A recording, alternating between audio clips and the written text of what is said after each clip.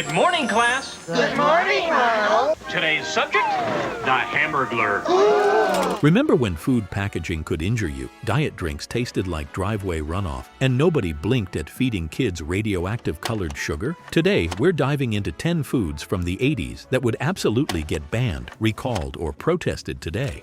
Number 1. Cereal box toys. You could actually choke on.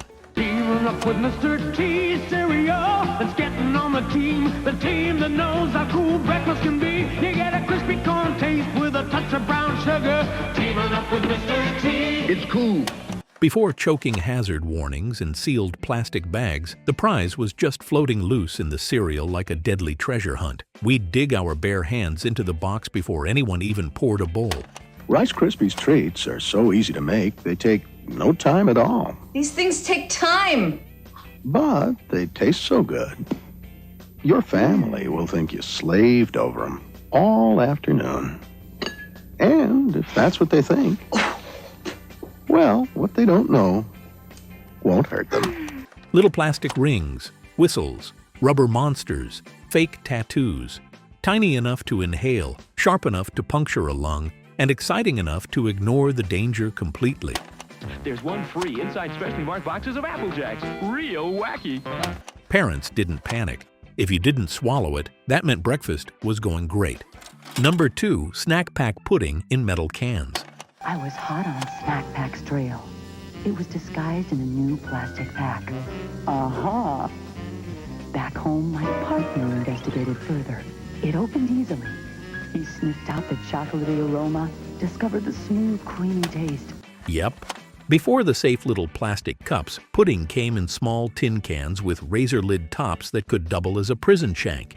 You needed a can opener to get to your dessert, and if you licked the lid, congratulations, you just lost part of your tongue. Oh, if you like a party, you'll love the taste of Snack Pack, 'cause Snack Pack makes pudding a party. The can was cold, the pudding was dense enough to patch drywall, and we thought it was gourmet.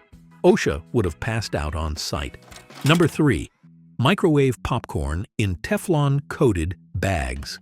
I'd love some great tasting popcorn right now. Why can't I find one I like for my microwave? Now you can. Pillsbury microwave popcorn. It's frozen for freshness and incredible flavor. Today, it's butter flavor, steam vents, and cancer warnings. But back then, you threw a chemical-coated sack in the microwave, listened to the hum of death, and then melted your fingerprints off opening the bag. Read any good microwave popcorns lately? Now this one says, it's normal for 1 to 3 tablespoons of kernels to remain unpopped. And this one is only recommended for certain wattage microwaves. Now this one is new Pop Secret from Betty Crocker. Pop Secret works in all microwaves, and it pops up beautifully, light and fluffy. The artificial butter smell could fumigate an entire subdivision.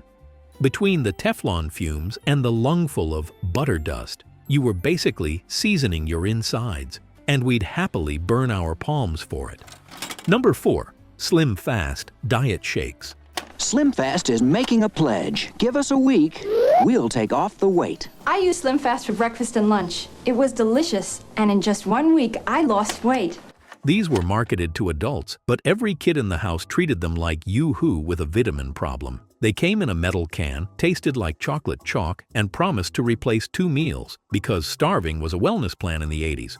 Kids would chug them before school like it was a treat. And if you drank more than one, well, let's just say the bathroom was your new bedroom. Number 5. Sea Ecto-Cooler. This summer, coming to a supermarket near you. There's going to be a great new high-C flavor with an outrageous fruit taste. And what are we going to call it? Ecto-Cooler. It was basically green sugar water with a Ghostbusters sticker, and we drank it like it was blessed by Slimer himself. The color was illegal in at least 3 galaxies, and the aftertaste lingered for days. 1, 2, 1, 2, 3. I can hear it, feel it when the clock strikes 3. I can touch it, taste it, I'm finally free. 'Cause it's my time, it's up to me. I see when it's up to me. Every lunchroom had one kid with a lunchbox full of these neon juice boxes.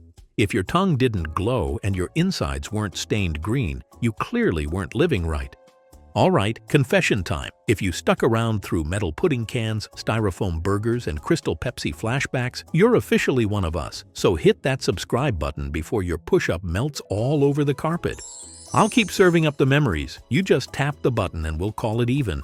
And if you're hanging out on Facebook, come join the nostalgia feast. We've got people arguing over Book It pizzas, bragging about hose water immunity, and still chewing that tragic garbage Pail Kids gum like it was gourmet. Number 6. Pizza Hut Personal Pan Pizzas. Hello, Jerome. Hi, Miss Miller. Wish Jessica a happy birthday.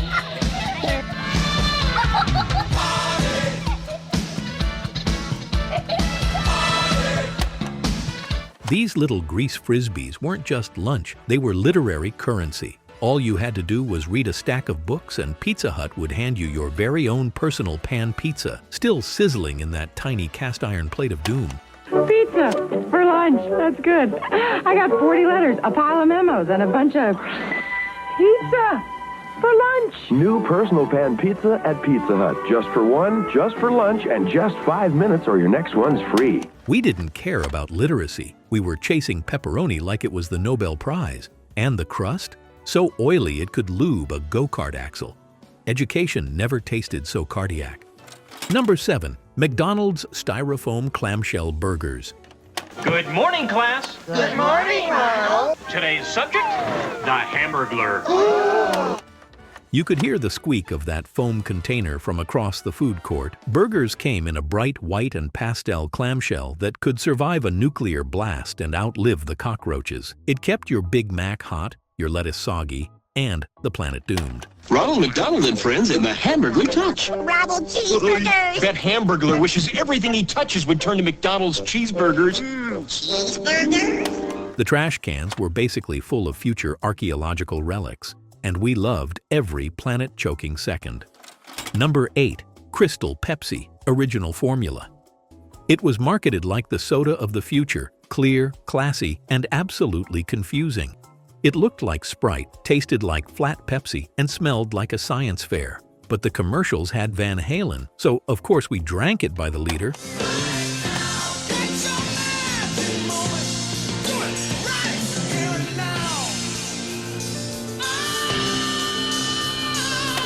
Every kid tried it once, most never tried it twice. It was the only cola that tasted like regret and dish soap at the same time. Number 9. Ice Cream Push-Ups Flintstones Edition. Push-up!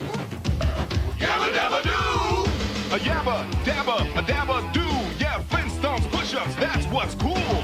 Orange sherbet shoved into a cardboard tube with a plastic push stick. Fine in theory, catastrophic in practice. You'd push too hard and launch a sherbet torpedo across the yard. Push too slow and you'd just scrape your face on soggy cardboard. The bottom always melted into a sticky orange swamp that ruined every t-shirt. But if you didn't shred your tongue or freeze your gums, did you even summer?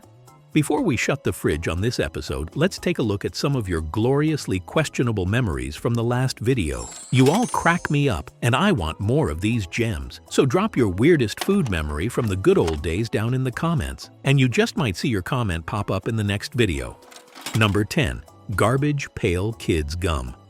Let's be honest, the gum was trash, the cards were the prize. That little pink plank inside was stale, cracked in half immediately, and tasted like dusty Pepto-Bismol, but we still put it in our mouths like it was a dare. You bought the pack for the cards, chewed the gum out of obligation, and spat it out like drywall. But hey, nothing says childhood like risking dental injury for a sticker named Barfin' Barbara.